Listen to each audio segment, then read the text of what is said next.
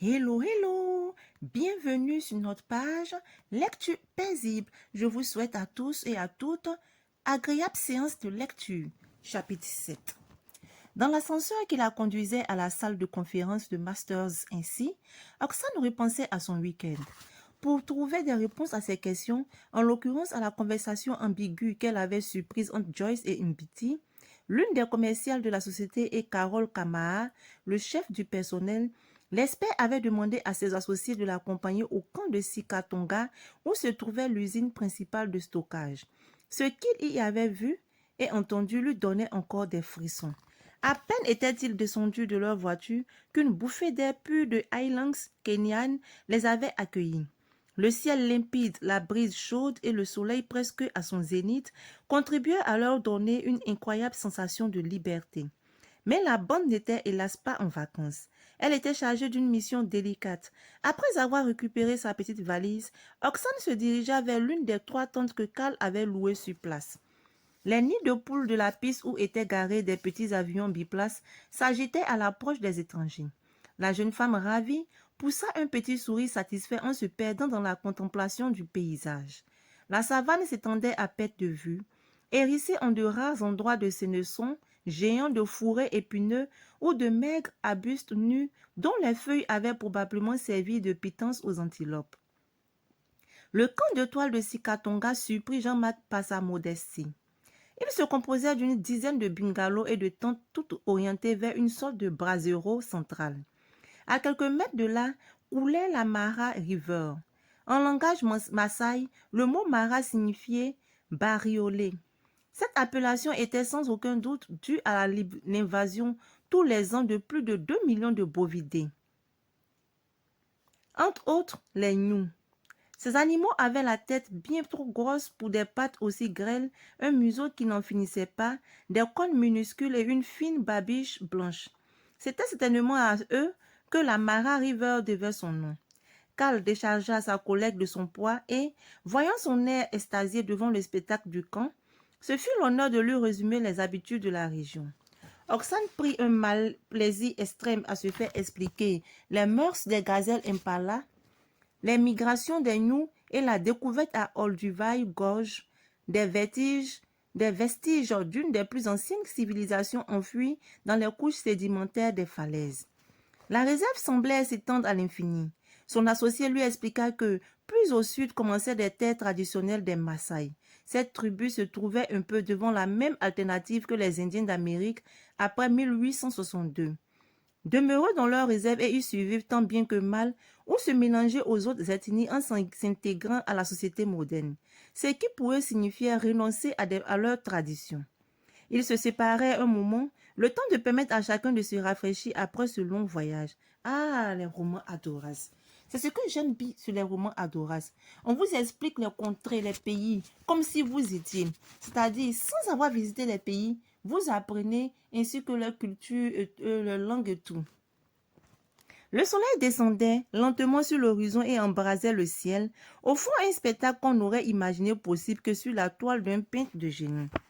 À la nuit tombée, il fit un petit feu de bois, étalait des nattes à même le sol et se mit à braiser des morceaux de viande destinés à leur dîner. Jean-Marc et Oxane en profitèrent pour en savoir plus sur le pays. Ils bombardèrent le pauvre Cal de questions auxquelles celui-ci se fit un plaisir de répondre en leur faisant découvrir ce qu'il y avait de plus beau dans son pays. « C'est fou comme la nature resplendit dans cet endroit », s'exclama Oxane admirative. Cal sourit fièrement. « L'étendue du territoire kenyan est remplie de cette beauté, tu sais, lui confia-t-il avec verve. Le vert luxuriant des plantations de thé et de café cohabite avec l'ocre rouge de terre intérieure. Les quelques 600 km de côte unissent le bleu lagon au sable blanc des longues plages de l'océan Indien. Il faudra que nous trouvions le temps un de ces jours pour visiter le pays profond, proposa Jean-Marc. Ce serait une aventure inoubliable. Sans le moindre doute, convint Cal. Traverser le Kenya, c'est en apprécier les tonalités. Par exemple, le cliché superbe d'une faune riche qui se laisse photographier par les objectifs les plus variés du monde, les réserves d'animaux sauvages et j'en passe.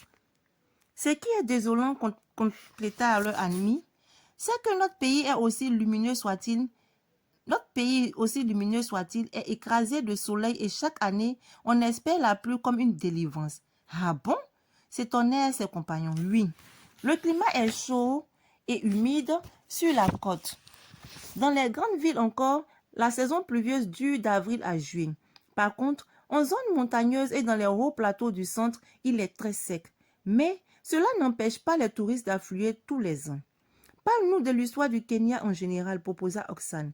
Et ça commence à bien faire, vous deux, s'offusqua Cal. Je ne suis pas une radio, moi. S'il te plaît, Cal. Bon, d'accord. Mais c'est la dernière fois, hein? Promis juré. Ouvrez grand vos oreilles. Cela fait maintenant 37 ans que le Kenya a obtenu son indépendance. Contrairement à de nombreuses ex-colonies anglaises, le pays a dû se battre pour retrouver sa liberté.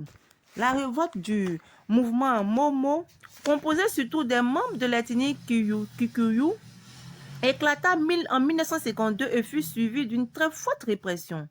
Après une longue lutte pour l'indépendance menée par la figure emblématique Jomo Kenyatta, le drapeau de l'Union Jack disparut le 12 décembre 1963 et fut remplacé sur les bâtiments officiels par l'emblème noir, rouge et vert de la Nouvelle République.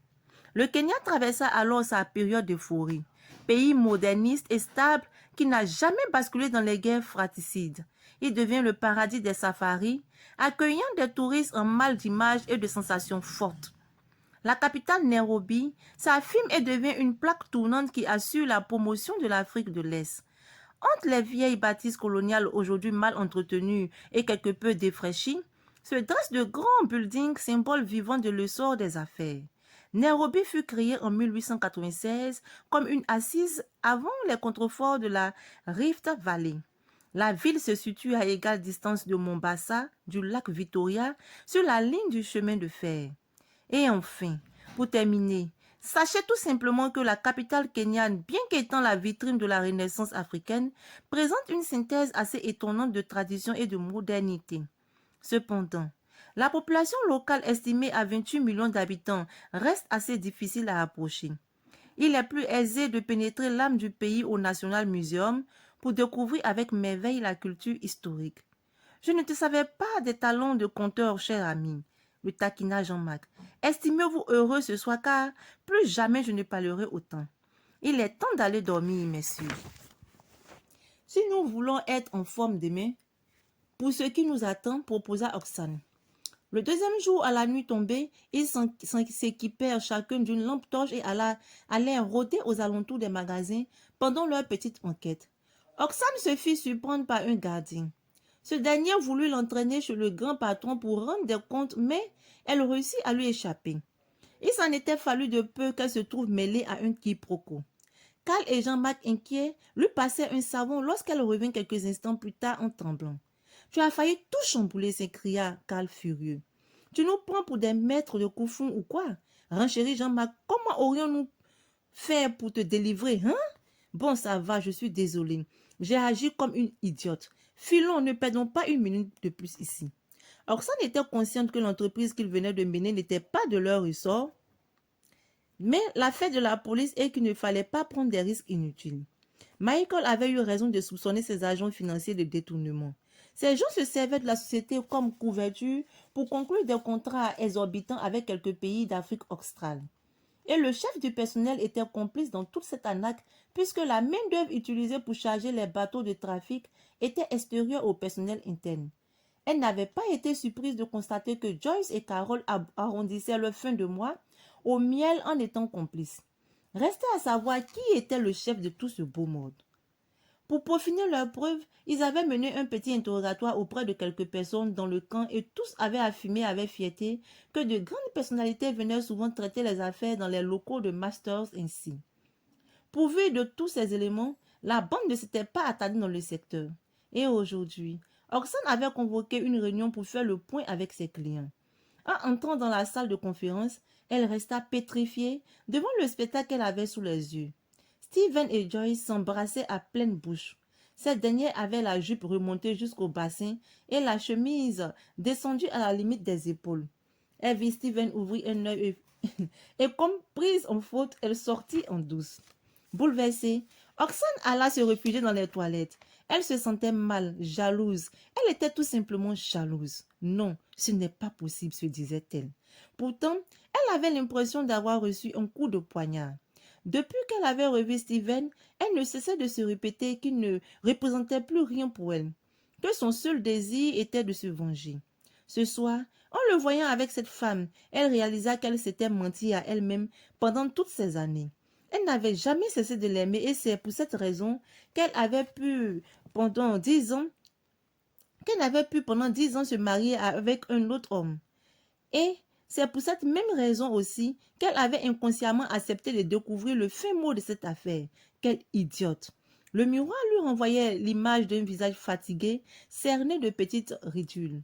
Elle n'avait plus cette beauté juvénile dont les hommes raffolaient. Mais que lui arrivait-il? Jamais elle ne s'était autant souciée de son apparence. Refoulant cette envie soudaine de se trouver belle, elle s'aspergea le visage d'eau froide pour se remettre les idées bien en place. Ensuite, une touche de fond de teint vint remettre des couleurs à sa peau.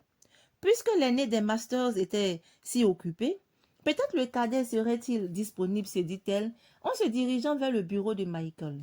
Steven avait vu l'expression scandalisée de son expert comptable lorsqu'elle les avait surpris et sans se l'expliquer, il s'était refroidi et avait dit à sa maîtresse de le laisser seul.